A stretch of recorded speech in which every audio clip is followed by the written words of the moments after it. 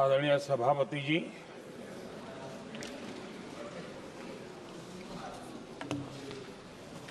आदरणीय राष्ट्रपति जी के संबोधन पर आभार प्रकट करने के लिए मैं उपस्थित हुआ हूं। कल और आज, कल तो रात देर तक सभी माननीय सांसदों ने अपने विचारों से इस आभार प्रस्ताव को समृद्ध किया। कई माननीय अनुभवी सांसदों ने भी अपने विचार प्रकट किए और स्वाभाविक है कि लोकतंत्र की परंपरा भी है, जहां आवश्यकता था वहां प्रशंसा हुई, जहां परेशानी थी वहां कुछ नकारात्मक बातें भी हुई, लेकिन ये बहुत स्वाभाविक है। अध्यक्ष जी, मेरे लिए बहुत बड़ा सौभाग्य है कि देश की जनता ने मुझे 14वीं बार इस जगह पर बैठ करके राष्ट्रपति जी के उद्बोधन को आभार व्यक्त करने के लिए अवसर दिया है और इसलिए मैं आज जनता जनार्दन का भी बड़े आदर के साथ आभार व्यक्त करना चाहता हूं और सदन में चर्चा में जिन जिन लोगों ने हिस्सा लिया, चर्चा को समृद्ध किया, उन सब का भी मैं आभार व्यक्त करता हूं। आदरणीय सभापति जी, हम 2025 में हैं। एक प्रकार से 21वीं सदी का 25% हिस्सा बीत चुका है।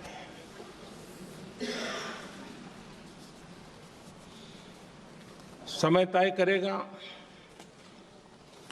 20वीं सदी के आजादी के बाद और 21वीं सदी के प्रथम 25 साल में क्या हुआ, कैसा हुआ।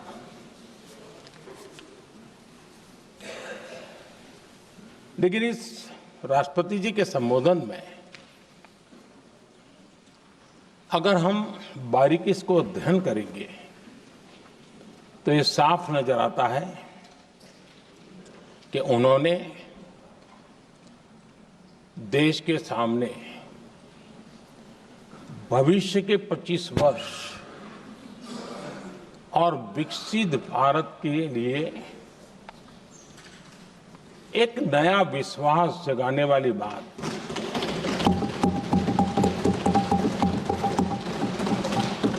एक प्रकार से आदरणीय राष्ट्रपति जी का ये उद्बोधन विकसित भारत के संकल्प को मजबूती देने वाला है, नया विश्वास पैदा करने वाला है और जन सामान्य को प्रेरित करने वाला है। आदरणीय सभापति जी, सारे अध्ययन बार बार ये कह चुके हैं कि गत 10 वर्ष में देश की जनता ने हमें सेवा करने का मौका दिया। 25 करोड़ देशवासी गरीबी को परास्त करके गरीबी से बाहर निकले।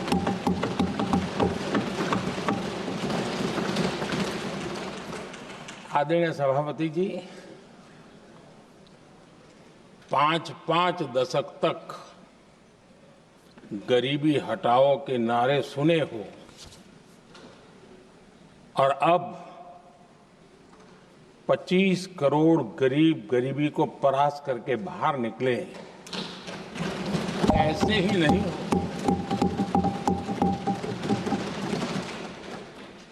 योजनाबद्ध तरीके से, समर्पित भाव से, अपनेपन की पूरी संवेदनशीलता के साथ जब गरीबों के लिए जीवन खपाते हैं ना, तब ये होता है। आदरणीय सभापति जी, जब जमीन से जुड़े लोग जमीन की सच्चाई को जानते हुए जमीन पर जीवन खपाते हैं, तब जमीन पर बदलाव निश्चित होके रहता है।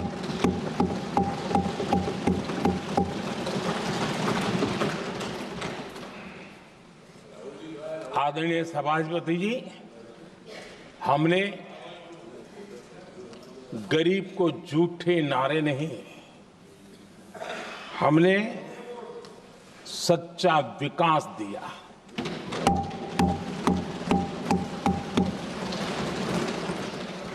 गरीब का दुख, सामान्य मानवी की तकलीफ, मिडिल क्लास के सपने ऐसे ही नहीं समझे जाते। आदरणीय सभापति जी, इसके लिए एक जज्बा चाहिए।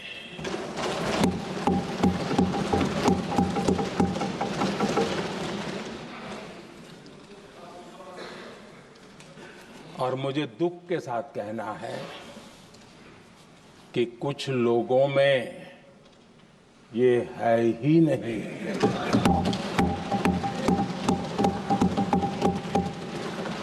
आदरणीय सभापति जी, बारिश के दिनों में कच्ची छत, फुसकी,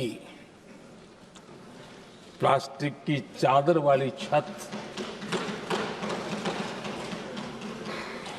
उससे नीचे जीवन गुजारना कितना मुश्किल होता है। पल पल सपने रौंद दिए जाते हैं, ऐसे पल होते हैं, ये हर कोई नहीं समझ सकता। आदरणीय सभापति जी, अब तक गरीबों को 4 करोड़ घर मिले हैं।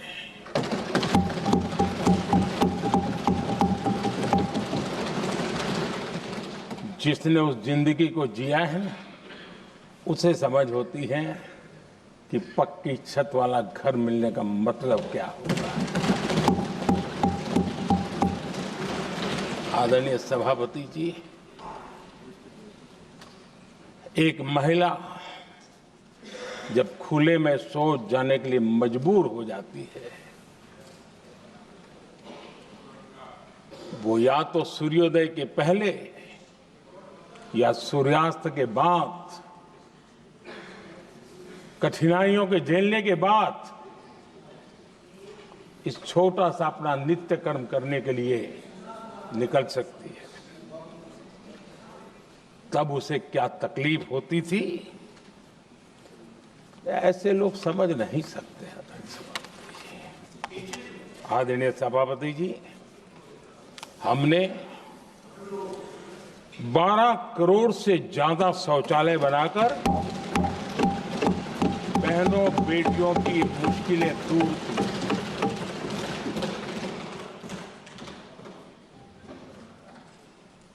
आदरणीय सभापति जी,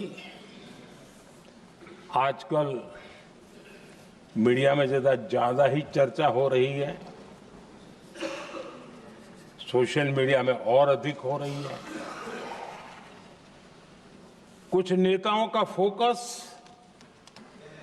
घरों में जकूजी पर, स्टाइलिश शावर्स पर, लेकिन हमारा फोकस तो हर घर जल पहुंचाने पर है।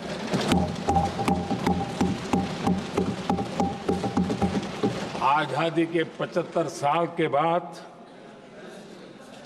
देश में 75% करीब 16 करोड़ से भी ज्यादा घरों के पास जल का करने के लिए नल का कनेक्शन नहीं था। हमारी सरकार ने 5 साल में 12 करोड़ परिवारों को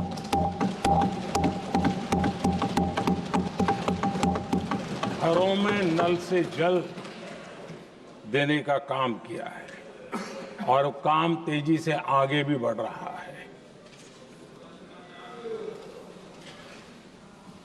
आदरणीय सभापति जी, हमने गरीबों के लिए इतना काम किया और इसके कारण आदरणीय राष्ट्रपति जी ने अपने अभिभाषण में इसका विस्तार से वर्णन किया है। जो लोग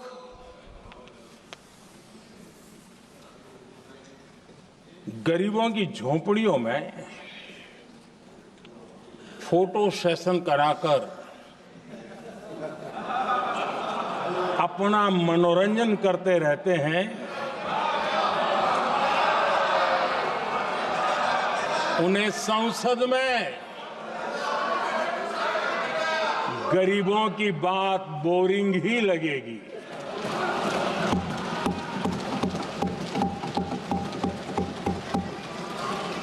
आदरणीय सभापति जी, मैं उनका गुस्सा समझ सकता हूं।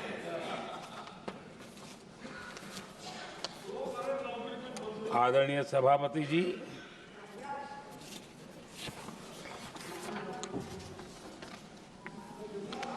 समस्या की पहचान करना एक बात है, लेकिन अगर जिम्मेवारी है तो समस्या की पहचान कर करके छूट नहीं सकते। उसके समाधान के लिए समर्पित भाव से प्रयास करना होता है। हमने देखा है और पिछले 10 साल के हमारे काम को देखा होगा और राष्ट्रपति जी के अभिभाषण में भी देखा होगा। हमारा प्रयास समस्या की समाधान का रहता है और हम समर्पित भाव से प्रयास करते हैं।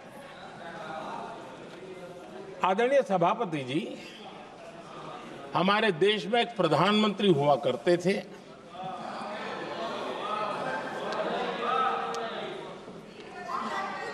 उनको मिस्टर क्लीन करने कहने की एक फैशन हो गई थी। उस प्रधानमंत्री जी को मिस्टर क्लीन कहने की फैशन हो गई थी। उन्होंने एक समस्या को पहचाना था और उन्होंने कहा था कि दिल्ली से 1 रुपया निकलता है तो गांव में 15 पैसा पहुंचता है। अब उस समय तो पंचायत से लेकर पार्लियामेंट तक एक ही पार्टी का राज था। पंचायत से पार्लियामेंट तक एक ही पार्टी का राज था और उस समय उन्होंने सार्वजनिक रूप से कहा था कि 1 रुपया निकलता है 15 पैसा पहुंचता है। बहुत गजब की हाथ सफाई थी।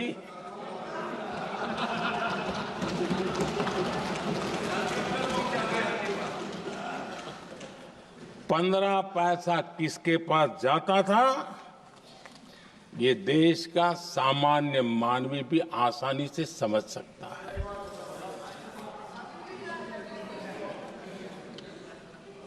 आदरणीय सभापति जी, देश ने हमें अवसर दिया।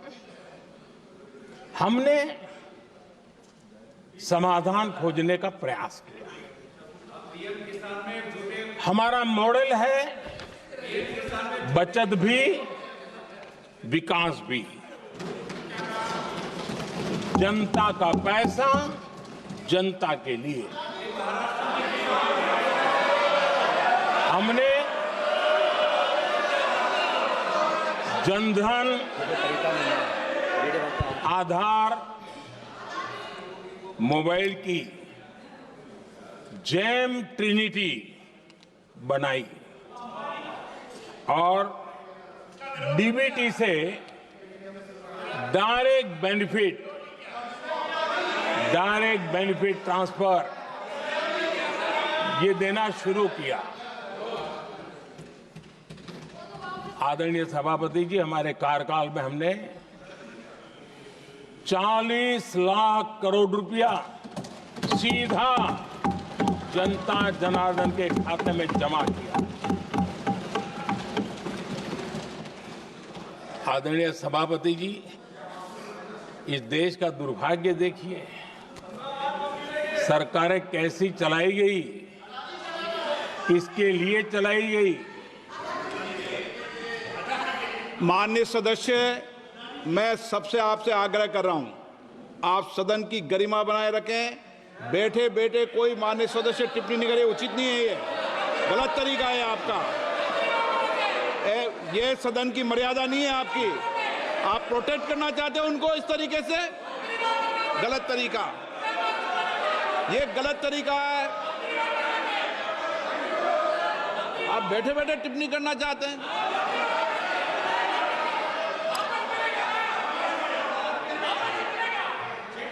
आदरणीय सभापति जी,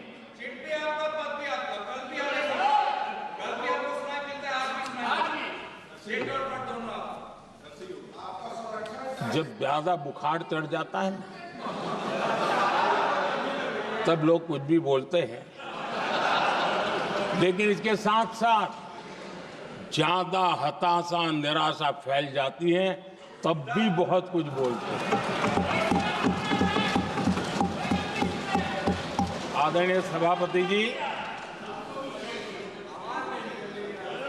जिनका जन्म नहीं हुआ था, जो भारत की इस धरती पर अवतरित नहीं हुए थे, ऐसे 10 करोड़ फर्जी लोग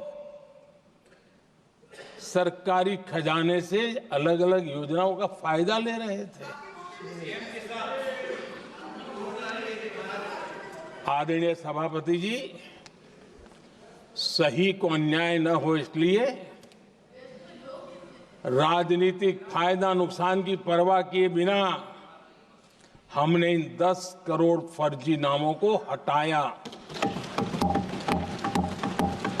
और असली लाभार्थियों को खोज खोज करके उन तक मदद पहुंचाने का अभियान चलाया।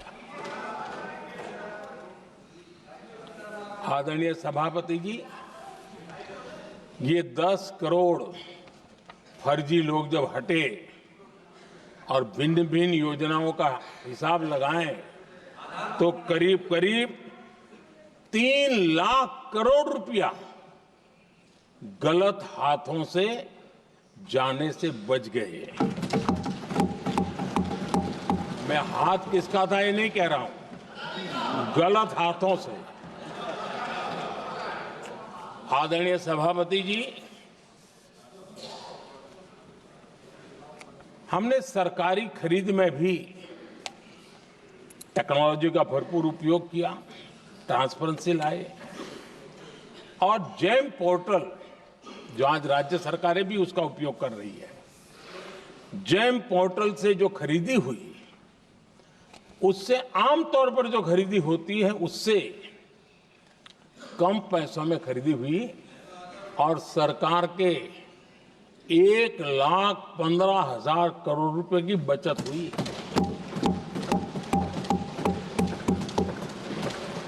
आदरणीय सभापति जी, हमारी स्वच्छता अभियान का बहुत मजाक उड़ाया गया, ऐसा जैसे हमने कोई पाप कर दिया, कोई गलती कर दी। न जाने क्या क्या कहा जाता था। लेकिन आज मुझे संतोष से कहना है कि इन सफाई के कारण हाल के वर्षों में सिर्फ सरकारी दफ्तरों से जो कबाड़ बेचा गया ना, उसमें 2300 करोड़ रुपया सरकार को मिले हैं। महात्मा गांधी ट्रस्टीशिप के सिद्धांत की बात करते थे। वो कहते थे कि हम ट्रस्टी हैं, ये संपत्ति जनता जनार्दन की है और इसलिए हम पाई पाई को एक ट्रस्टीशिप के सिद्धांत के आधार पर बचाने की और सही जगह पर उपयोग करने का प्रयास करते हैं। और तब जाकर के स्वच्छता अभियान से कबाड़ बेचकर 2300 करोड़ रुपया देश की सरकार के खजाने में आ रहा है।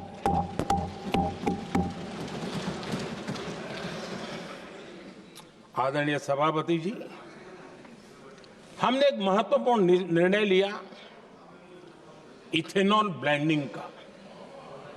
हम जानते हैं हम एनर्जी इंडिपेंडेंट नहीं है, हमें बाहर से लाना पड़ता है। जब इथेनॉल ब्लेंडिंग किया और हमारे पेट्रोल डीजल की आय कम हुई, उस एक निर्णय से 1 लाख करोड़ रुपए का फर्क पड़ा है। और ये पैसे करीब करीब 1 लाख करोड़ रुपया किसानों की जेब में गया है। आदरणीय सभापति जी, मैं बचत की तो बात कर रहा हूं, लेकिन पहले अखबारों की हेडलाइन हुआ करती थी, इतने लाख के घोटाले, इतने लाख के घोटाले, इतने लाख के घोटाले। 10 साल हो गए, ये घोटाले न कर करके, घोटाले न होने से भी देश के लाखों करोड़ रुपए बचे हैं, जो जनता जनार्दन की सेवा में लगे हैं। आदरणीय सभापति जी, हमने ये जो अलग अलग कदम उठाए, उससे लाखों करोड़ रुपए की बचत हुई, लेकिन उन पैसों का उपयोग हमने शीश महल बनाने के लिए नहीं किया।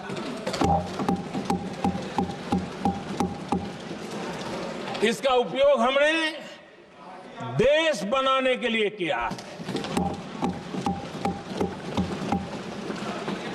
इंफ्रास्ट्रक्चर का बजट 10 साल पहले 1,80,000 करोड़ था, हमारे आने से पहले। आदरणीय सभापति जी, आज 11 लाख करोड़ रुपया इंफ्रास्ट्रक्चर का बजट है। और इसलिए राष्ट्रपति जी ने भारत की नींव कैसी मजबूत हो रही है, इसका वर्णन इसमें किया है। रोड हो, हाईवे हो, रेलवे हो, ग्राम सड़क हो, इन सभी कामों के लिए विकास की एक मजबूत नींव रखी गई है। आदरणीय सभापति जी, सरकारी खजाने में बचत हुई वो तो एक बात है, और वो करना भी चाहिए, जैसा मैंने ट्रस्टीशिप की बात कही। लेकिन हमने इस बात पर भी ध्यान रखा है कि जन सामान्य के उनको भी बचत का लाभ मिलना चाहिए। योजनाएं ऐसी हो ताकि जनता को भी बचत हो। और आपने देखा होगा, आयुष्मान भारत योजना बीमारी के कारण सामान्य मानवी को जो खर्च होता था, अब तक जिन लोगों ने इसका बेनिफिट लिया है, उसी के हिसाब से मैं कहता हूं कि करीब करीब देशवासियों का आयुष्मान योजना का बेनिफिट लेते के कारण जो खर्चा उनको अपने जेब से करना पड़ता, वैसे 1,20,000 करोड़ रुपया जनता जनार्दन के बचे हैं।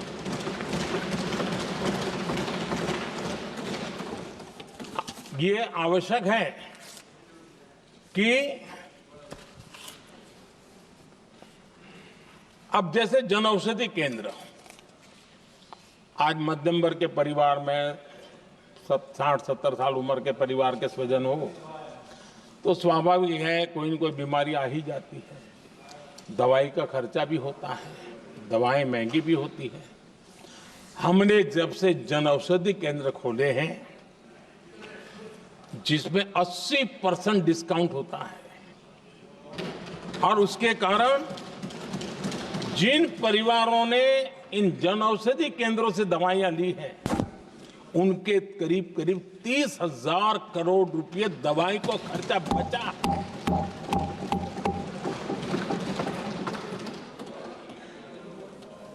आदरणीय अध्यक्ष जी, यूनिसेफ का भी अनुमान है, उनका कहना है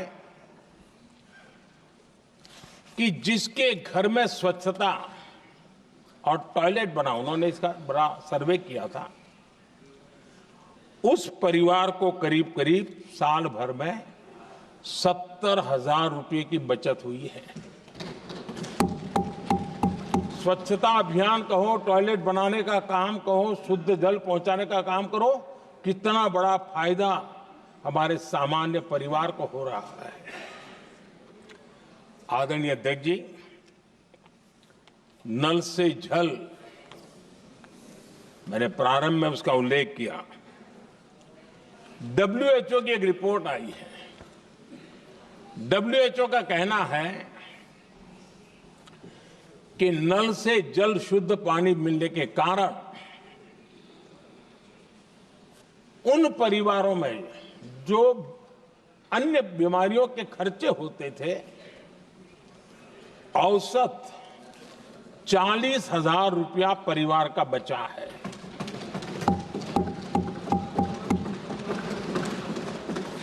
मैं ज्यादा गिन नहीं रहा हूं, लेकिन ऐसी अनेक योजना है जिन योजनाओं ने सामान्य मानवीय के खर्च में बचत की है। आदरणीय सभापति जी, करोड़ों देशवासियों को मुफ्त अनाज, उसके भी उस परिवार के हजारों रुपये बचते हैं। PM सूर्यघर मुफ्त बिजली योजना, जहां जहां ये योजना लागू हुई है, इन परिवारों को औसतन साल भर के 25 से 30,000 रुपये बिजली की बचत हो, पैसों में बचत हो रही है, खर्च में बचत हो रही है। और अगर ज्यादा बिजली है तो बेच करके कमाई कर रहा है वो अलग, यानी सामान्य मानवीय की बचत भी। हमने LED बल्ब का एक अभियान चलाया था। आपको मालूम है कि हमारे आने से पहले LED बल्ब 400 रुपये में बिकते थे। हमने इतना अभियान चलाया, उसकी कीमत 40 रुपये हो गई, और LED बल्ब के कारण बिजली की भी बचत हुई और उजाला भी ज्यादा मिला, और उसमें देशवासियों के करीब 20,000 करोड़ रुपए बचे हैं। आदरणीय सभापति जी, जिन किसानों ने सॉइल हेल्थ कार्ड का वैज्ञानिक तरीके से उपयोग किया है, उनको बहुत फायदा हुआ है, और ऐसे किसानों को प्रति एकड़ 30,000 रुपए की बचत हुई है। आदरणीय अध्यक्ष जी, बीते 10 साल में इनकम टैक्स को कम करके भी हमने मिडिल क्लास की बचत को बढ़ाने का काम किया है। आदरणीय अध्यक्ष जी, 2014 के पहले ऐसे बम गोले फेंके गए, बंदूक की ऐसी गोलियां चलाई गई कि देशवासियों का जीवन छलनी कर दिया गया था। हमने धीरे धीरे उन गांवों को भरते भरते आगे बढ़े। 2 लाख करोड़ रुपया 2 लाख रुपया 2013-14 में 2 लाख रुपये, सिर्फ 2 लाख रुपये उस पर इनकम टैक्स माफी थी। और आज 12 लाख रुपये संपूर्ण रूप से इनकम टैक्स से मुक्ति। और हमने बीच के कालखंड में भी 14 में भी, 17 में भी, 19 में भी, 23 में भी हम लगातार ये करते आए, घाव भरते गए और आज बैंडेज बाकी था वो भी कर लिया। स्टैंडर्ड डिडक्शन उसके अगर 75,000 जोड़ दें तो 1 अप्रैल के बाद देश में जो सैलरीड क्लास हैं उनके 13.25 लाख रुपए पर तक कोई इनकम टैक्स नहीं देना पड़ेगा।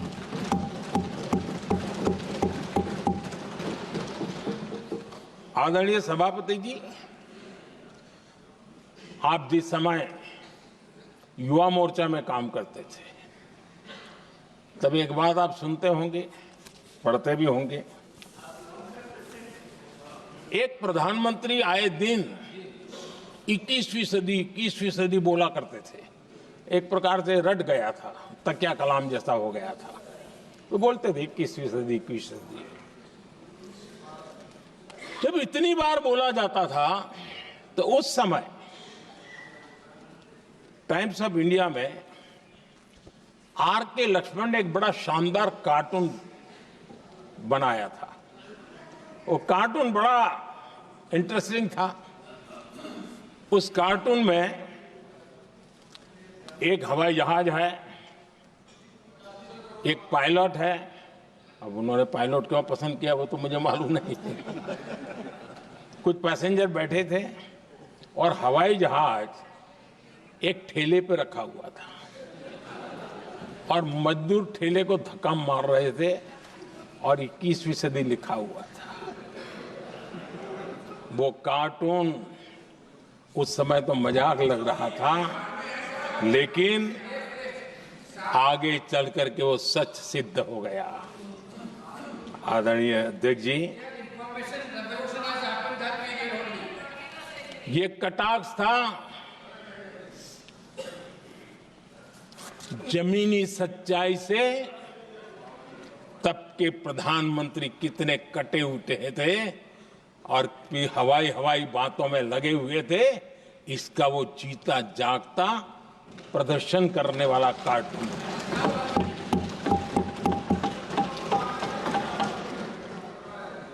आदरणीय अध्यक्ष जी, जिन्होंने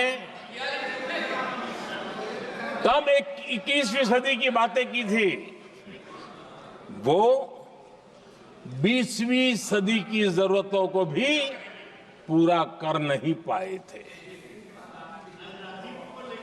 आदरणीय अध्यक्ष जी, आज जब मैं देखता हूं, पिछले 10 साल से सारी बीतों को बारीकी से देखने का अवसर मिला है, तो मुझे बड़ा दर्द होता है। हम 40-50 साल लेट हैं, जो काम 40-50 साल पहले हो जाने चाहिए थे। और इसलिए ये साल जब 2014 से देश की जनता ने हमको सेवा का अवसर दिया, हमने ज्यादा से ज्यादा युवाओं पर फोकस किया। हमें युवाओं की आकांक्षाओं पर बल दिया। हमने युवाओं के लिए ज्यादा अवसर बनाए। हमने कई क्षेत्रों को खोल दिया और जिसके कारण हम देख रहे हैं देश के युवा अपने सामर्थ्य का परचम लहरा रहे हैं। देश में हमने स्पेस सेक्टर को खोल दिया, डिफेंस सेक्टर को खोला, सेमीकंडक्टर मिशन लेकर के आए, इनोवेशन को बढ़ावा देने के लिए अनेक नई योजनाओं को हमने आकार दिया। स्टार्टअप इंडिया इकोसिस्टम पूरा डेवलप किया और इस बजट में भी आदरणीय अध्यक्ष जी एक बहुत महत्वपूर्ण निर्णय हुआ है। 12 लाख की आय पर इनकम टैक्स की माफी, ये समाचार इतना बड़ा बन गया कि बहुत सी महत्वपूर्ण चीजों पर अभी भी कुछ लोगों का ध्यान नहीं गया है। वो महत्वपूर्ण निर्णय हुआ है, हमने न्यूक्लियर एनर्जी सेक्टर को ओपन कर दिया और इसके दूरगामी सकारात्मक प्रभाव और परिणाम देश को देखने के लिए मिलने वाले हैं। आदरणीय अध्यक्ष जी, AI, 3D printing, robotics, virtual reality की चर्चा हम तो गेमिंग का भी महात्मा क्या होता है इसके लिए भी प्रयास करने वाले लोगों में से। मैंने देश के नौजवानों से कहा है कि दुनिया का गेमिंग क्रिएशन का, क्रिएटिविटी वर्ल्ड का कैपिटल भारत क्यों न बने। और मैं देख रहा हूं बहुत तेजी से हमारे लोग काम कर रहे हैं।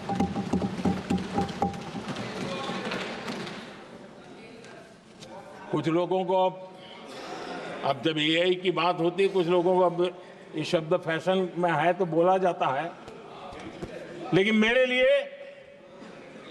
सिंगल एआई नहीं है, डबल एआई।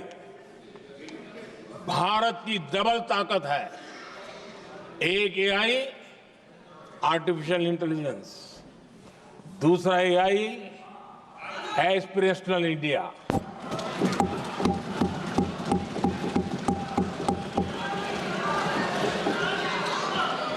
हमने स्कूलों में 10,000 टिंकरिंग लैब्स शुरू किए और आज उन टिंकरिंग लैब से निकले बच्चे रोबोटिक्स बना करके लोगों को चकित कर रहे हैं।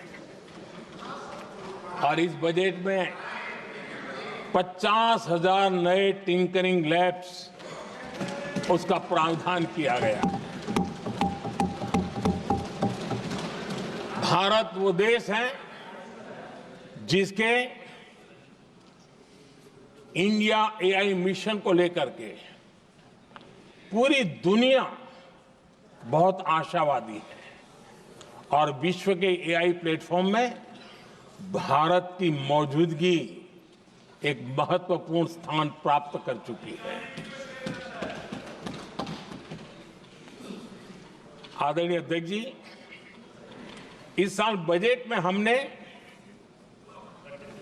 डीप टेक के डोमेन को में इन्वेस्टमेंट की बात की है और डीप टेक मैं समझता हूं हमारे लिए तेज गति से आगे बढ़ने के लिए और 21वीं सदी पूरी तरह टेक्नोलॉजी ड्रिवन सेंचुरी है। ऐसे में हमारे लिए आवश्यक है कि भारत डीप टेक के क्षेत्र में बहुत तेजी से आगे बढ़े। आदरणीय अध्यक्ष जी, हम लगातार युवा भविष्य को ध्यान में रखते हुए काम कर रहे हैं, लेकिन कुछ दल हैं जो लगातार युवाओं के साथ धोखा कर रहे हैं, उन्हें धोखा दे रहे हैं। ये दल चुनाव के दरमियान ये भत्ता देंगे, वो भत्ता देंगे, वादा तो करते हैं लेकिन पूरा नहीं करते हैं। ये दल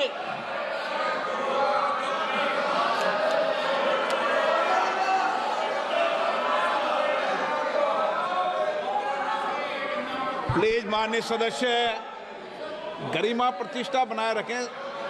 भारत की संसद में आप प्लीज बैठे बैठे टिप्पणी नहीं करें, और नए माननीय सदस्य बैठे बैठे टिप्पणी कर रहे हैं। आदरणीय अध्यक्ष जी, ये दल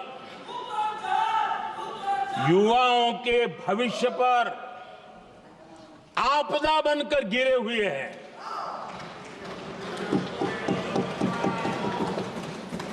आदरणीय अध्यक्ष जी, हम कैसे काम करते हैं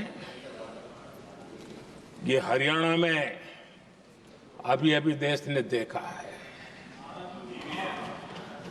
बिना खर्ची, बिना पर्ची नौकरी देने का वादा किया था। सरकार बनते ही नौकरी मिल गई नौजवानों को। हम जो कहते हैं उसी का परिणाम है। आदरणीय अध्यक्ष जी, हरियाणा में तीसरी बार भव्य विजय और हरियाणा में के इतिहास में तीसरी बार विजय, ये अपने आप में ऐतिहासिक घटना है। आदरणीय अध्यक्ष जी, महाराष्ट्र में भी ऐतिहासिक परिणाम, जनता जनार्दन के आशीर्वाद। महाराष्ट्र के इतिहास में सत्ता पक्ष के पास इतनी सीटें पहली बार, ये जनता जनार्दन के आशीर्वाद से हम करके आए हैं।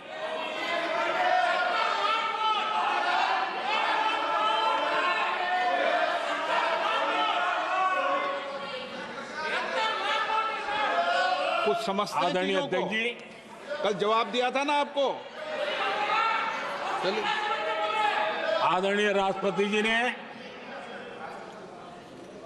अपने अभिभाषण में हमारे संविधान के 75 वर्ष होने पर भी विस्तार से चर्चा की है।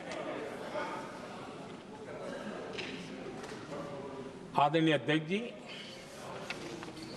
संविधान में जो धाराएं हैं उसके साथ साथ संविधान का एक स्पिरिट भी है, और संविधान को मजबूती देने के लिए संविधान की भावना को जीना पड़ता है। और मैं आज उदाहरणों के साथ बताना चाहता हूं। हम वो लोग हैं जो संविधान को जीते हैं।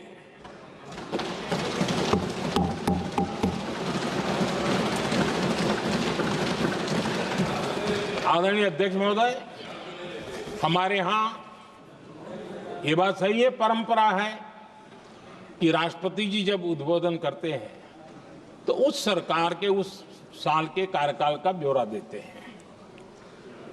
उसी प्रकार से राज्यों में गवर्नर का जो उद्बोधन होता है सदन में, वो उस राज्य के कार्यकलापों का ब्यौरा देते हैं। संविधान और लोकतंत्र का स्पिरिट क्या होता है? जब गुजरात के 50 वर्ष हुए, गोल्डन जुबली ईयर मना रहे थे, और सद्भाग्य से मुझे उस समय मुख्यमंत्री के रूप में सेवारत था मैं, तो हमने एक महत्वपूर्ण निर्णय किया। हमने किया इस गोल्डन जुबली ईयर में पिछले 50 वर्ष में सदन में जितने भी गवर्नर के भाषण हुए, मतलब उस समय की सरकारों का ही वाहवाही उसमें होती है, हमने कहा कि उन 50 साल में जितने भी गवर्नर के भाषण हुए हैं सबको ही एक पुस्तक के रूप में तैयार किया जाए, ग्रंथ बनाया जाए, और आज सभी लाइब्रेरीज में वो ग्रंथ अवेलेबल है। मैं तो बीजेपी वाला था, गुजरात में तो ज्यादातर कांग्रेस की सरकारें रही थी, उन सरकारों के गवर्नर के भाषण थे, लेकिन उसको भी प्रसिद्ध कराने का काम भाजपा से बना एक मुख्यमंत्री कर रहा था। क्यों? हम संविधान को जीना जानते हैं, हम संविधान को समर्पित है, हम संविधान के स्पिरिट को समझते हैं। आदरणीय अध्यक्ष जी, आप जानते हैं 2014 में जब हम आए तब मान्य विपक्ष नहीं था, रिकॉग्नाइज्ड अपोजिशन पार्टी नहीं थी, उतने अंक भी लेकर के कोई नहीं आए थे। भारत के अनेक कानून ऐसे थे कि हमें पूरी स्वतंत्रता थी उस कानून के हिसाब से काम करने की।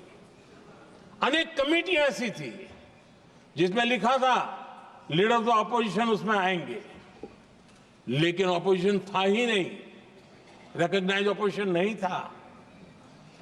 ये हमारा संविधान जीने का स्वभाव था, ये हमारा संविधान का स्पिरिट था, ये हमारी लोकतंत्र की मर्यादाओं का पालन करने का इरादा था।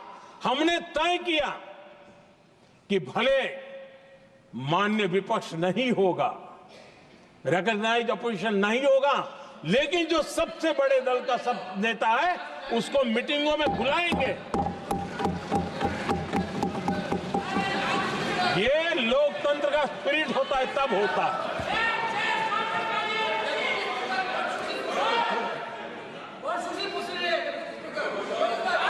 चुनाव आयोग की कमेटियां, आदरणीय अध्यक्ष जी, पहले तो प्रधानमंत्री फाइल करके निकालते थे। ये हम हैं जिसने अपोजिशन के लीडर को भी उस कमेटी में बिठाया है।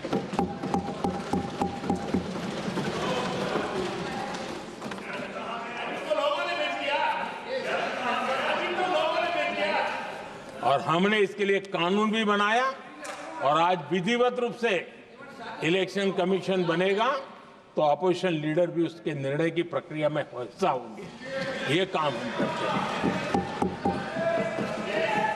और ये मैंने पहले ही कहा, हम इसलिए करते हैं कि हम संविधान को जीते हैं। आदरणीय अध्यक्ष जी, दिल्ली में आपको कई स्थान ऐसे मिलेंगे जहां कुछ परिवारों ने अपने म्यूजियम बना करके रखे हुए हैं।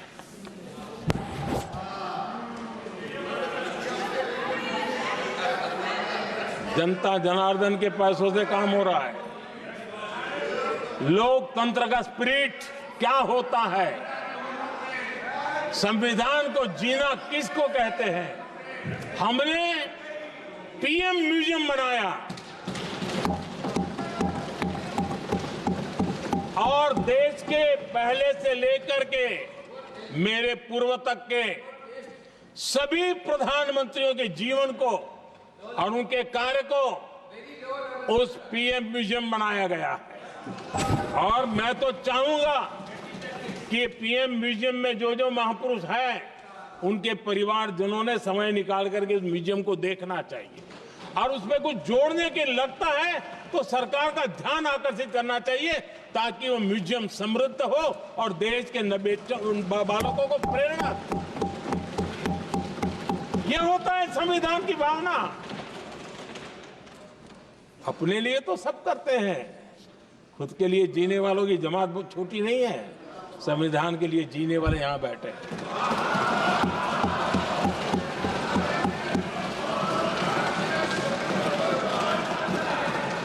आदरणीय अध्यक्ष जी, जब सत्ता सेवा बन जाए तो राष्ट्र निर्माण होता है। जब सत्ता को विरासत बना दिया जाए तब लोकतंत्र खत्म हो जाता है।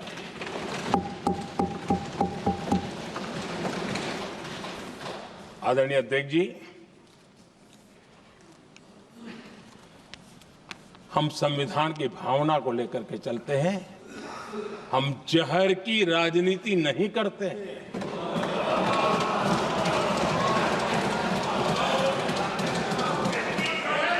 हम देश की एकता को सर्वोपरि रखते हैं। और इसलिए सरदार वल्लभ भाई पटेल का दुनिया का सबसे ऊंचा स्टैच्यू बनाते हैं और स्टैच्यू ऑफ यूनिटी देश को जोड़ने का जिस महापुरुष ने काम किया उसका हम स्मरण करते हैं। और वो भाजपा के नहीं थे, वो जनसंघ के नहीं थे। हम संविधान को जीते हैं, इसलिए इस सोच से आगे बढ़ते हैं।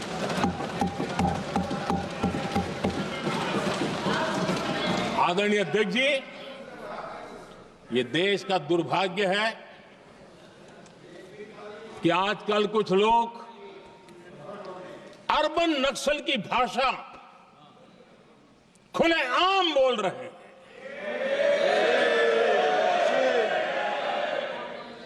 और अर्बन नक्सल जिन बातों को बोलते हैं, इंडियन स्टेट के सामने मोर्चा लेना,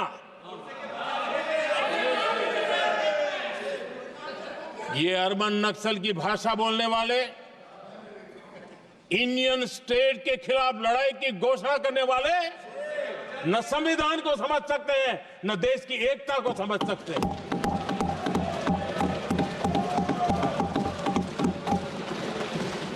आदरणीय अध्यक्ष जी, 7 दशक तक जम्मू एंड कश्मीर और लद्दाख उसे संविधान के अधिकारों से वंचित रखा गया।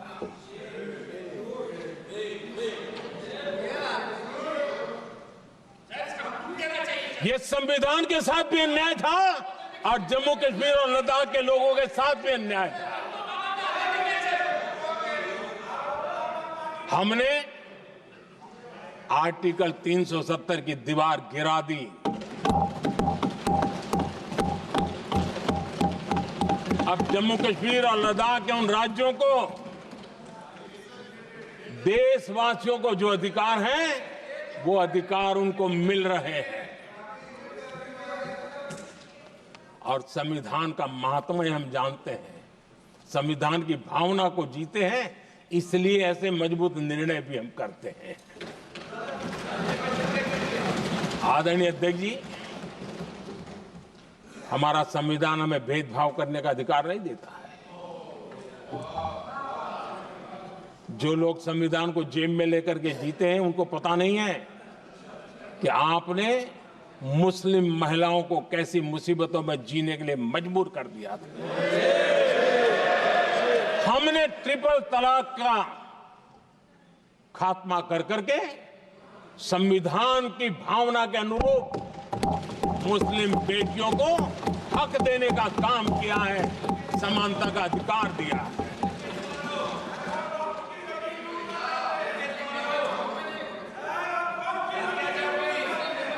जब भी देश में एनडीए की सरकार रही है, हमने एक लंबे विजन के साथ काम किया है। पता नहीं देश को बांटने के लिए किस किस प्रकार की भाषाओं का प्रयोग किया जा रहा है। हताशा, निराशा पता नहीं उनको कहां तक ले जाएगी, लेकिन हमारी सोच कैसी है, एनडीए के साथी मिलकर के किस दिशा में सोचते हैं। हमारे लिए जो पीछे है, जो आखिरी है, और महात्मा गांधी जी ने जो कहा था, उसकी तरफ हमारा ध्यान ज्यादा है। और उसी का परिणाम है कि अगर हम मंत्रालयों की रचना करते हैं, तो भी मंत्रालय कौन सा बनाते हैं? पूर्वोत्तर के लिए अलग मंत्रालय बनाते हैं।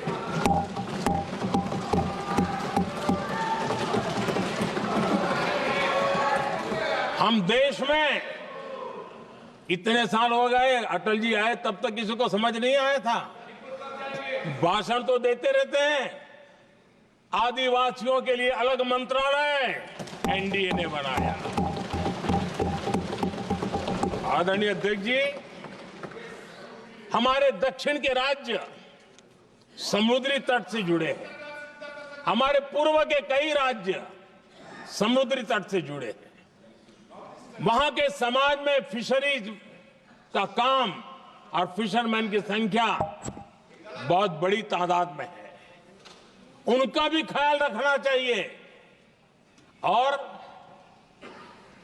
जमीन के भीतर के छोटे पानी के जो इलाके रहते हैं वहां भी फिशरमैन के रूप में काम करने वाले समाज के आखिरी तबके के लोग हैं। ये हमारी सरकार है जिन्हें फिशरीज के लिए अलग मंत्रालय बनाया।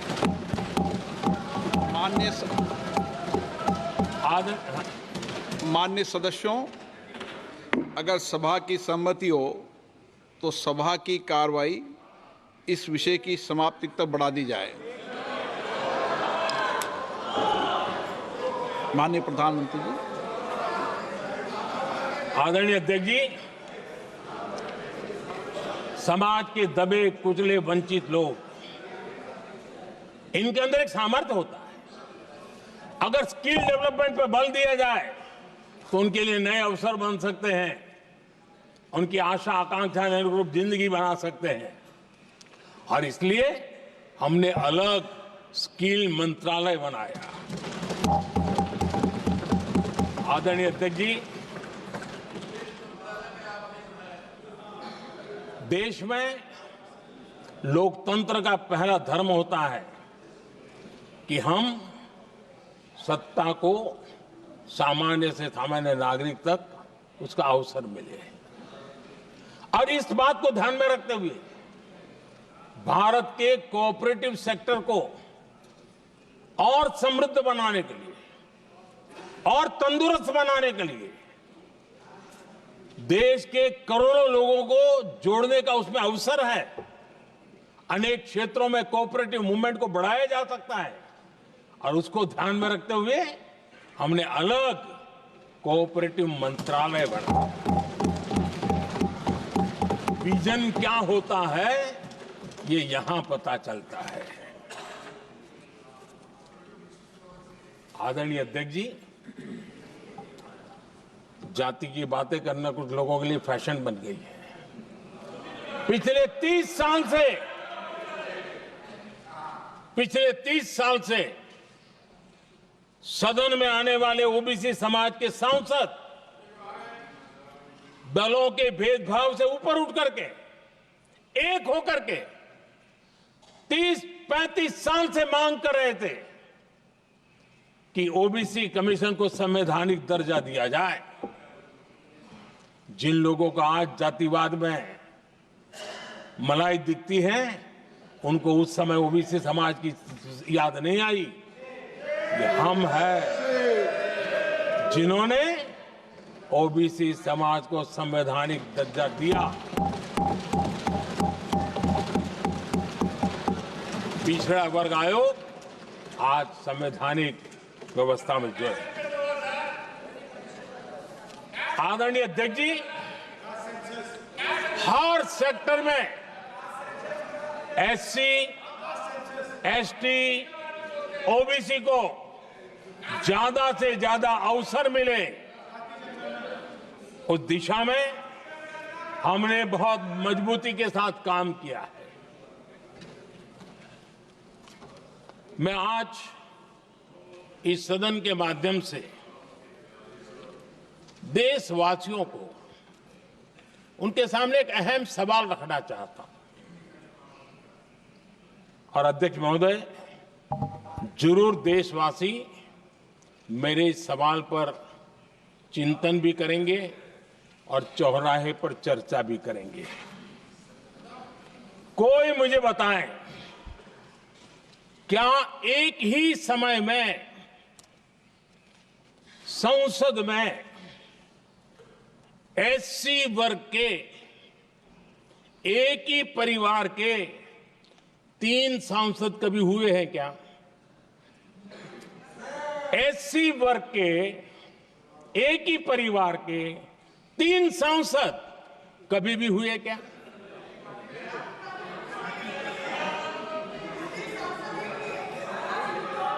मैं दूसरा सवाल पूछता हूं, कोई मुझे बताए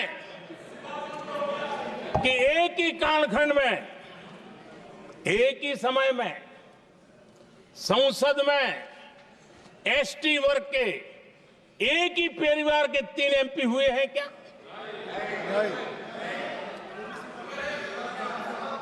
आदरणीय अध्यक्ष जी, कुछ लोगों की वाणी और व्यवहार में कितना फर्क होता है, मेरे एक सवाल के जवाब में मिलता है।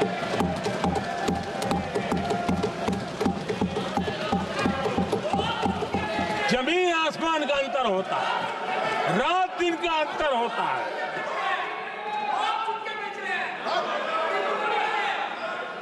आदरणीय अध्यक्ष जी, हम SC ST समाज को कैसे सशक्त कर रहे हैं?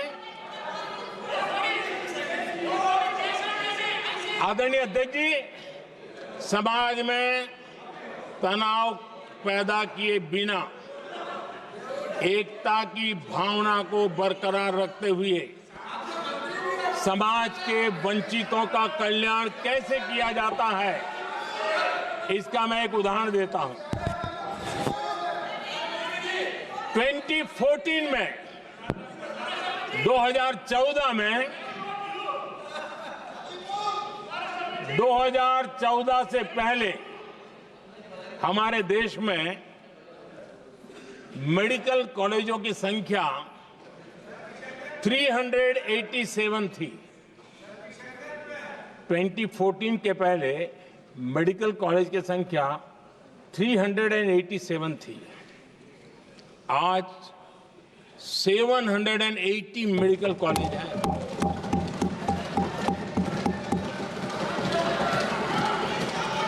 अब मेडिकल कॉलेज बड़े हैं तो सीटें भी बड़ी हैं।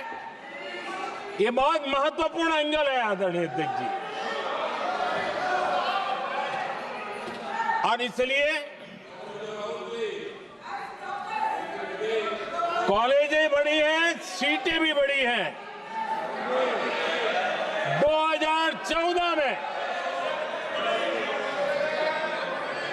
2014 में हमारे देश में SC छात्रों की 2014 से पहले हमारे देश में SC छात्रों की MBBS की सीट 7,700 थी। हमारे आने से पहले दलित समाज के हमारे 7,700 युवा डॉक्टर बनने की संभावना थी। 10 साल हमने काम किया, आज संख्या बढ़कर SC समाज के 17,000 MBBS डॉक्टर की व्यवस्था की है। कहां 7,700 और कहां 17,000? अगर दलित समाज का कोई कल्याण का और समाज में तनाव लाए बिना एक दूसरे के सम्मान को बढ़ाते हुए, आदरणीय अध्यक्ष जी, 2014 के पहले ST छात्रों के लिए MBBS की सीटें 3,800 थी। आज ये संख्या बढ़कर लगभग 9,000 हो गई है।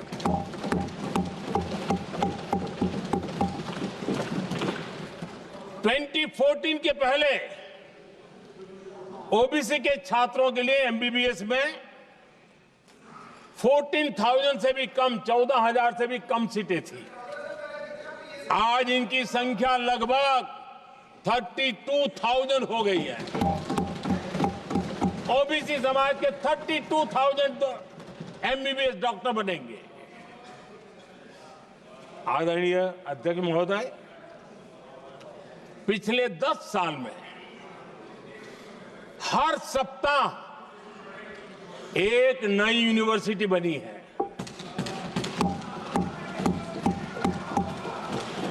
हर दिन एक नई ITI बनी है। हर 2 दिन में एक नया कॉलेज खुला है।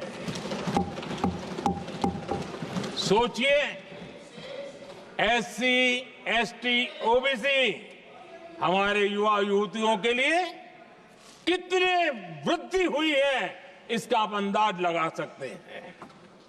आदरणीय अध्यक्ष जी,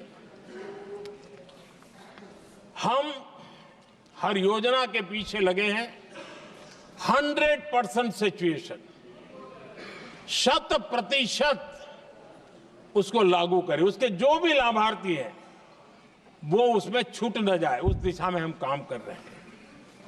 पहले ताकि हम चाहते हैं कि जिसका हक है उसको मिलना चाहिए।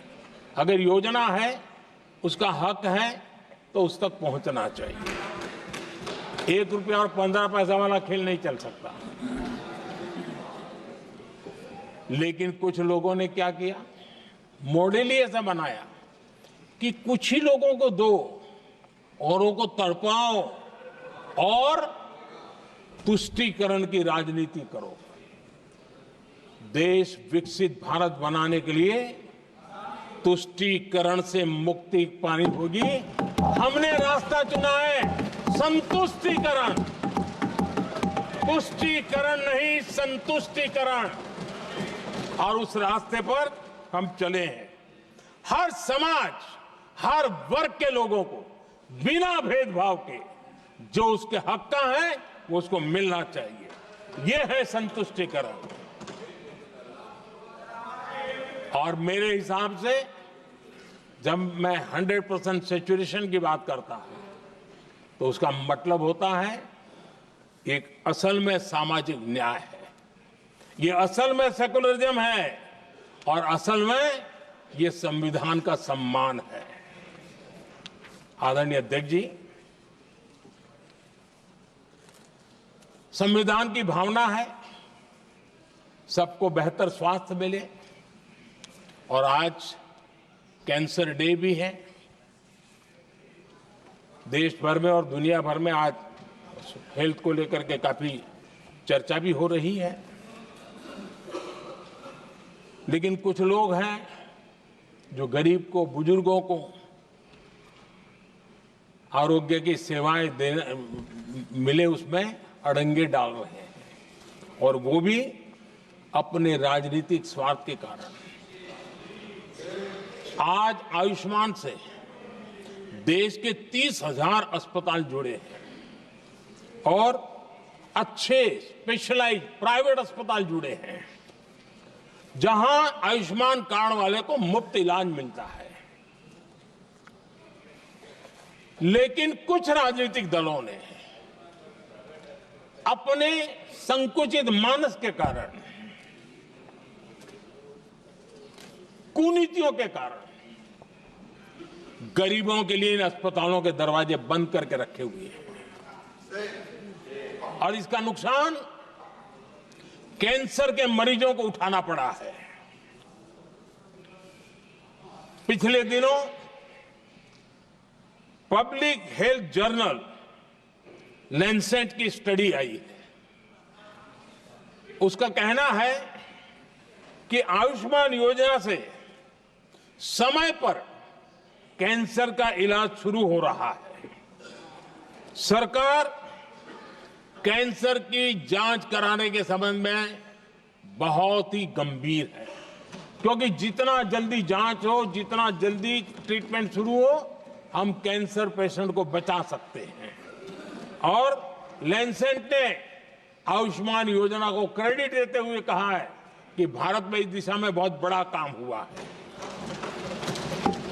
आदरणीय अध्यक्ष जी, इस बजट में भी हमने कैंसर की दवाइयों को सस्ते करने की दिशा में बहुत बड़ा महत्वपूर्ण कदम उठाया। इतना ही नहीं, एक महत्वपूर्ण जो निर्णय लिया है वो आने वाले दिनों में, और जब आज कैंसर डे है तो मैं जरूर कहना चाहूंगा सभी माननीय सांसद इसका लाभ ले सकते हैं अपने इलाके के ऐसे मरीजों के लिए। और वो है मरीजों को, आप जानते हैं अस्पताल उतने नहीं होने के कारण भी काफी दिक्कत रहती है बाहर से आने वाले पेशेंट को। 200 डे केयर सेंटर बनाने का निर्णय इस बजट में किया गया। ये डे केयर सेंटर पेशेंट को भी, उसके परिवार को भी बहुत बड़ी राहत देने वाला काम करेगा। आदरणीय अध्यक्ष महोदय जी, राष्ट्रपति जी के भाषण की चर्चा के समय यहां विदेश नीति की भी चर्चा हुई और कुछ लोगों को लगता है जब तक फॉरेन पॉलिसी नहीं बोलते तब तक वो मैच्योर नहीं लगते, इसलिए उनको लगता है फॉरेन पॉलिसी तो बोलना चाहिए फिर भले ही देश का नुकसान हो जाए। मैं ऐसे लोगों को जरा कहना चाहता हूं, अगर उन्हें सच में फॉरेन पॉलिसी सब्जेक्ट में रुचि है और फॉरेन पॉलिसी को समझना है और आगे जाकर के कुछ करना भी है, ये मैं शशि जी के लिए नहीं कह रहा हूं तो मैं ऐसे लोगों को कहूंगा एक किताब जरूर पढ़े। हो सकता है उनको बहुत फिर कहां क्या बोलना उतनी समझ हो जाएगी।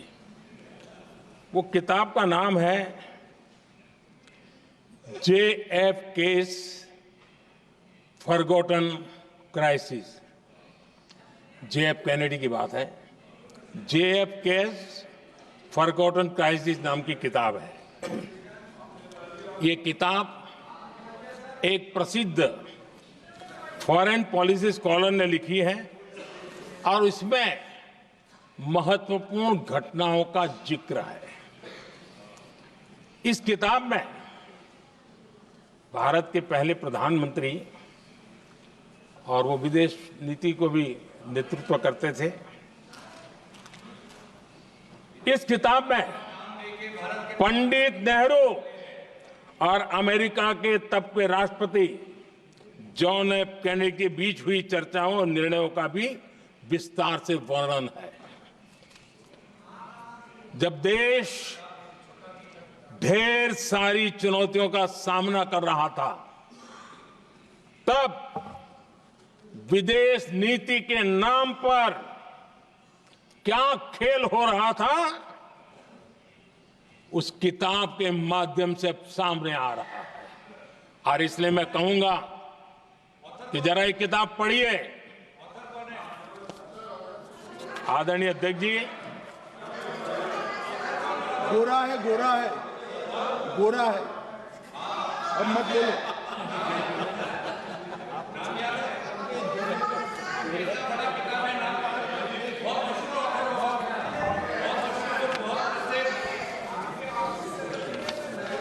आदरणीय अध्यक्ष जी, राष्ट्रपति जी के अभिभाषण के बाद एक महिला राष्ट्रपति जी एक गरीब परिवार की बेटी, उनका सम्मान न कर सके, आपकी मर्जी, लेकिन क्या क्या कहकर उनको अपमानित किया जा रहा है।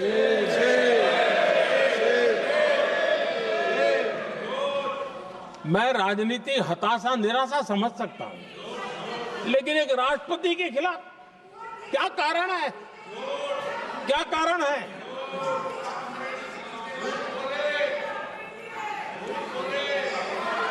आदरणीय अध्यक्ष जी, आज भारत इस प्रकार की विकृत मानसिकता को छोड़ करके, उस सोच को छोड़ करके विमेन लेड डेवलपमेंट के मंत्र को लेकर के आगे बढ़ रहा है। अगर आधी आबादी उसको अगर पूरा अवसर मिले तो भारत 2 गुनी रफ्तार से आगे बढ़ सकता है, और ये मेरा विश्वास है। 25 साल से इस क्षेत्र में काम करने के बाद मेरा विश्वास और दृढ़ हुआ है। आदरणीय अध्यक्ष जी, पिछले 10 साल में सेल्फ हेल्प ग्रुप्स अब तक 10 करोड़ नई महिलाएं एसएचजी में जुड़ी है, और ये महिलाएं वंचित परिवारों से, ग्रामीण बैकग्राउंड से, समाज के अंतिम पायदान पर बैठी इन महिलाओं का सामर्थ्य बढ़ा, उनका सामाजिक स्तर भी ऊपर उठा और सरकार ने इनकी मदद 20 लाख रुपए तक बढ़ा दी है ताकि वो इस काम को आगे बढ़ा सके।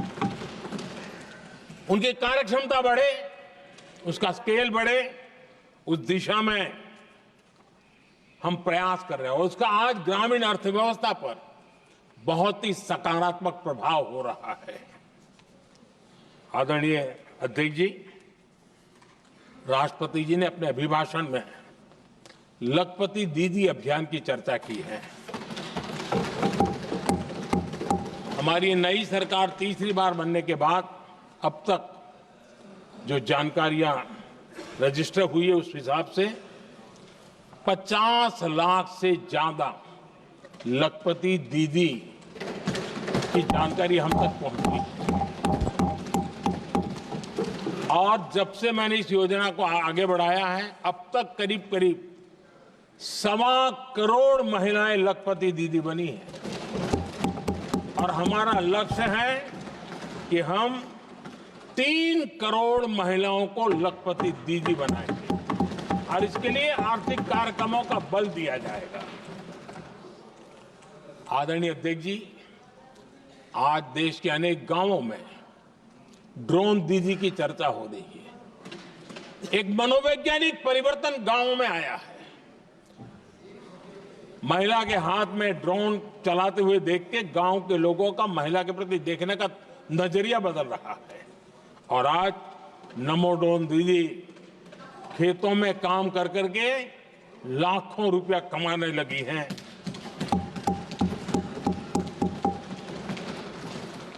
मुद्रा योजना भी नारी शक्ति के लिए उसके सशक्तिकरण की बहुत बड़ी भूमिका अदा कर रहा है।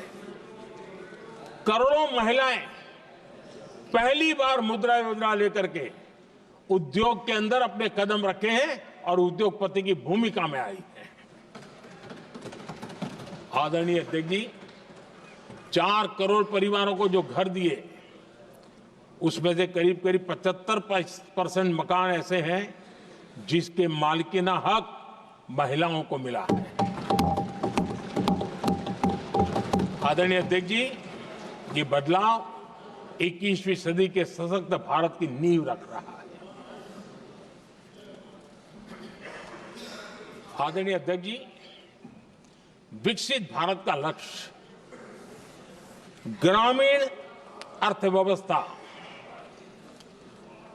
उसको सशक्त बिना किए बिना हम विकसित भारत का निर्माण नहीं कर सकते और इसलिए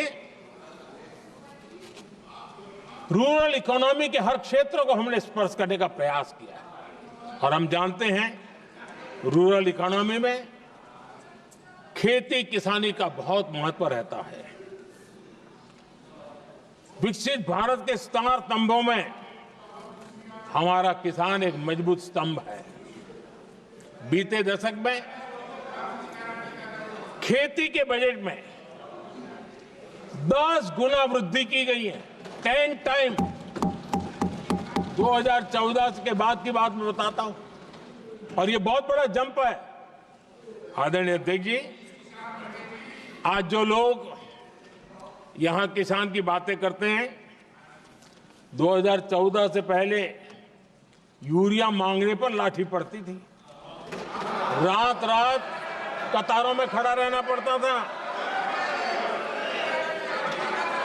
और वो जमाना था जब खाद किसानों के नाम पर निकलती थी लेकिन खेत में नहीं पहुंचती थी, कहीं और ही काले बाजारी में, और 1 रुपया 15 पैसा वाला हाथ की सफाई का खेल चलता था। आज किसान को पर्याप्त खाद मिल रही है। कोविड का महासंकट आया, सारी सप्लाई चेन डिस्टर्ब हो गई, दुनिया में अनाप शनाप दाम बढ़ गए और परिणाम ये हुआ कि क्योंकि हम यूरिया पर डिपेंडेंट हैं, हमें बाहर से लाना पड़ता है। आज भारत सरकार को जो बोरा यूरिया का 3000 रुपए में पड़ता है, सरकार ने वो झेला और किसान को 300 से भी कम कीमत पर दिया है, 300 रुपए से कम। किसान को ज्यादा से ज्यादा फायदा हो, इसके लिए लगातार हम काम कर रहे हैं। आदरणीय अध्यक्ष जी, किसानों को सस्ती खाद मिले, इस एक काम के लिए पिछले 10 साल में 12 लाख करोड़ रुपया खर्च किया गया है।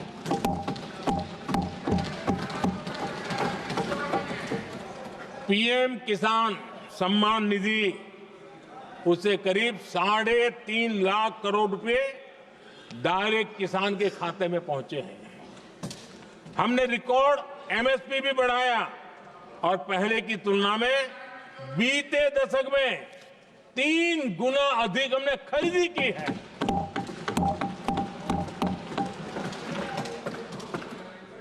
किसान को ऋण मिले, आसान ऋण मिले, सस्ता ऋण मिले, उसमें भी 3 गुना वृद्धि की गई है।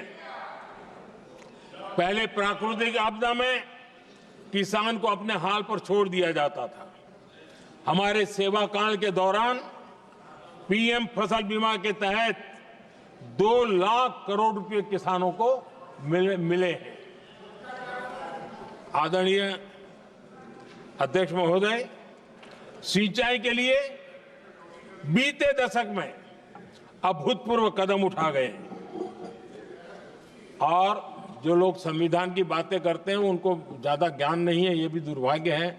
बहुत कम लोगों को मालूम होगा कि हमारे देश में डॉक्टर बाबा साहब आम्बेडकर ने पानी की योजनाओं को लेकर इतना उनका विजन क्लियर था, इतना व्यापक था और इतना समावेशी था, जो आज भी हम लोगों को प्रेरणा देता है।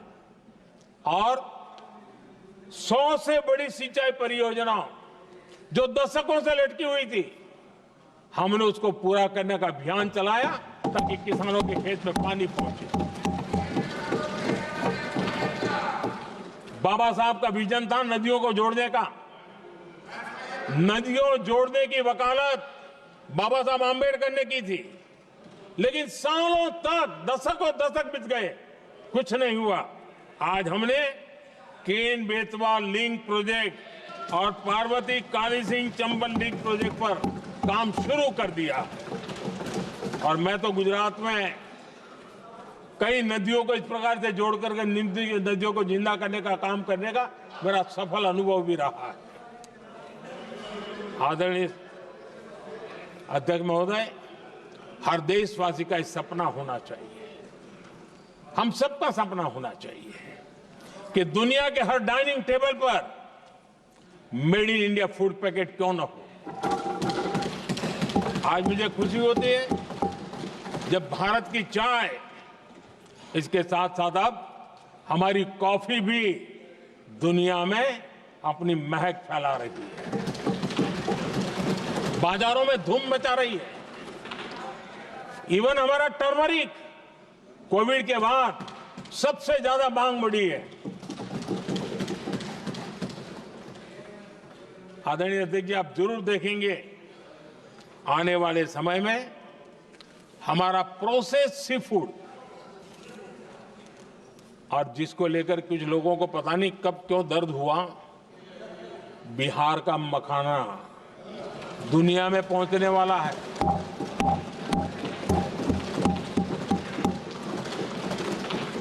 हमारा मोटा अनाज यानी श्री अन्न, ये भी दुनिया के बाजारों में भारत की शान बढ़ाएगा।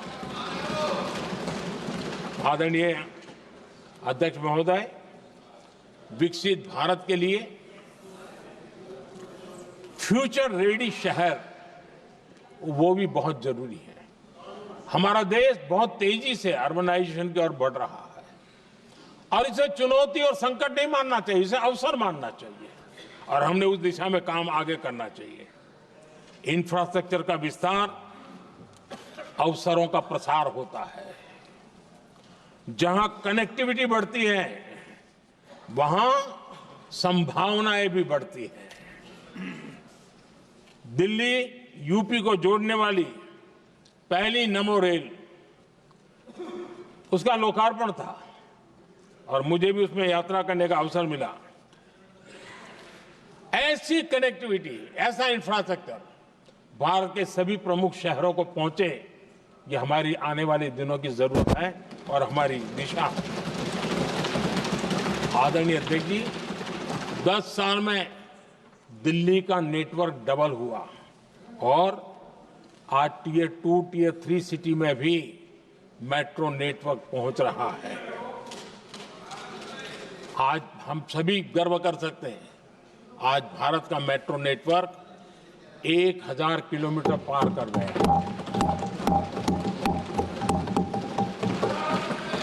और इतना ही नहीं, वर्तमान में 1000 किलोमीटर और उस पर भी काम चल रहा है। यानी हम कितना तेजी से आगे बढ़ रहे हैं। आदरणीय अध्यक्ष जी, प्रदूषण को कम करने की दिशा में भी कई इनिशिएटिव भारत सरकार ने लिए हैं। 12,000 इलेक्ट्रिक बस हमने देश में दौड़ाना शुरू किया है और दिल्ली को भी बड़ी सेवा करी है, हमने दिल्ली को भी दिया है। आदरणीय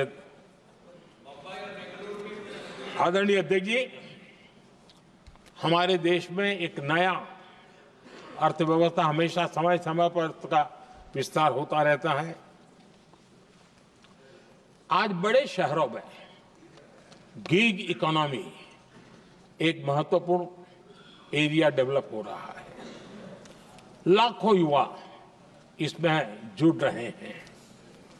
हमने इस बजट में कहा है कि ई श्रम पोर्टल पर ऐसे गिग वर्कर अपनी रजिस्ट्री करवाएं और वेरिफिकेशन के बाद उनको इस न्यू एज सर्विस इकोनॉमी है उसको हम किस प्रकार से सहायता कर सकें और उनको एक आईडी कार्ड मिले ई श्रम पोर्टल पे आने के बाद। और हमने कहा है कि इन गिग वर्कर्स को आयुष्मान योजना का भी लाभ दिया जाएगा ताकि गिग वर्कर को एक सही दिशा में जाने की सुविधा मिलेगी। और एक अनुमान है कि आज देश में करीब करीब 1 करोड़ गिग वर्कर है और उस दिशा में भी हम काम कर रहे हैं। आदरणीय अध्यक्ष महोदय, एमएसएमई सेक्टर बहुत बड़ी मात्रा में जॉब के अवसर लेकर आता है और ये ऐसा क्षेत्र है कि जिसमें रोजगार की अपार संभावनाएं हैं। ये छोटे उद्योग आत्मनिर्भर भारत के प्रतीक है। देश की अर्थव्यवस्था में हमारा एमएसएमई सेक्टर बहुत बड़ा योगदान दे रहा है। हमारी नीति साफ है, एमएसएमईज को सरलता, सहूलियत और संबल, एक ऐसा क्षेत्र है जिसमें रोजगार की संभावना है। और इस बार हमने मिशन मैन्युफैक्चरिंग उस पर बल दिया है और एक मिशन मोड में हम मैन्युफैक्चरिंग सेक्टर मतलब कि एमएसएमईज को बल देना और एमएसएमईज के माध्यम से अनेक नौजवानों को रोजगार देना और स्किल डेवलपमेंट से रोजगार के लिए नौजवानों को तैयार करना, ऐसे पूरी इकोसिस्टम को हम बल देते हुए आगे बढ़ रहे हैं। एमएसएमई सेक्टर में सुधार के लिए कई पहलुओं पर हमने काम शुरू किया है। एमएसएमई के लिए क्राइटेरिया 2006 में बनाया गया था, उसे अपडेट नहीं किया गया। पिछले 10 वर्षों में इस क्राइटेरिया में हमने 2 बार अपग्रेडेशन करने का प्रयास किया और इस बार एक बहुत बड़ा जंप लगाया है। पहली बार 2020 में, दूसरी बार इस बजट में हमने एमएसएमईज को आगे बढ़ाने का प्रयास किया है। हर तरफ उनको आर्थिक सहायता दी जा रही है। एमएसएमईज के सामने चुनौती फॉर्मल फाइनेंशियल रिसोर्सेज की कमी की रही है। कोविड के संकट के काल में एमएसएमईज को एक विशेष बल दिया गया। हमने खिलौना उद्योग उसको एक विशेष बल दिया। हमने कपड़ा उद्योग को विशेष बल दिया, उनको कैश फ्लो की कमी नहीं होने दी और बिना किसी गारंटी को लोन दिया। हजारों उद्योगों में लाखों नौकरियों की संभावनाएं बनी और नौकरियां सुरक्षित भी हुई। छोटे उद्योग, उनके लिए customised credit card, credit guarantee coverage, उस दिशा में हमने कदम उठाए जिसके कारण वो अपने ईज ऑफ डूइंग बिजनेस को भी बढ़ावा मिले और वो गैर जरूरी नियमों को कम करने का कारण उनका एडमिनिस्ट्रेटिव बोझ जो रहता था, एक आध व्यक्ति को उनको काम पर पैसा देना पड़ता था, वो भी बंद कर दिया गया। एमएसएमई को बढ़ावा देने के लिए जो हमने नई नीतियां बनाई है, आपको खुशी होगी, एक समय था 2014 के पहले खिलौने जैसी चीजें हम इंपोर्ट करते थे। आज मैं गर्व से कह सकता हूं कि मेरे देश के खिलौने बनाने वाले छोटे उद्योग आज दुनिया के अंदर खिलौने एक्सपोर्ट हो रहे हैं।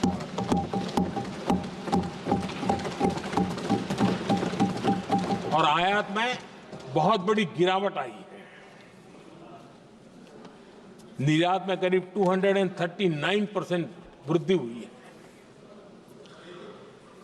एमएसएमई के जरिए संचालित ऐसे कई सेक्टर्स हैं जो दुनिया भर में अपनी पहचान बना रहे हैं।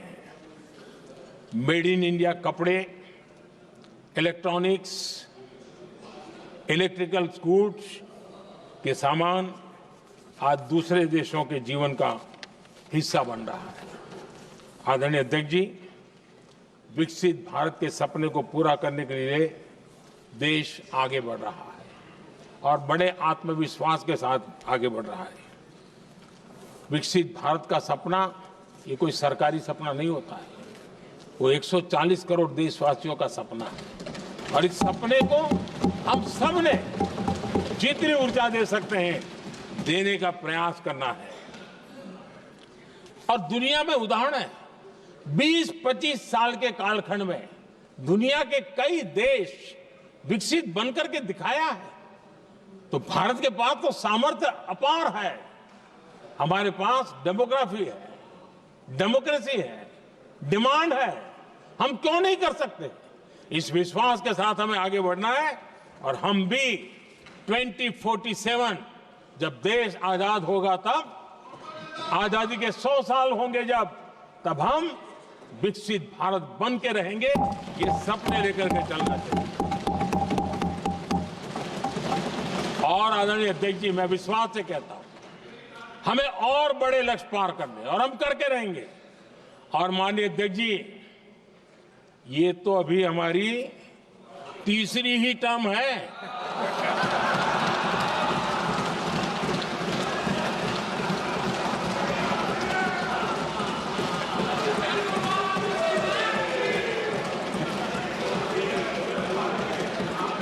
हम देश की आवश्यकता के अनुसार आधुनिक भारत बनाने के लिए, सक्षम भारत बनाने के लिए और विकसित भारत का संकल्प साकार करने के लिए हम आने वाले अनेक वर्षों तक जुटे रहने वाले हैं।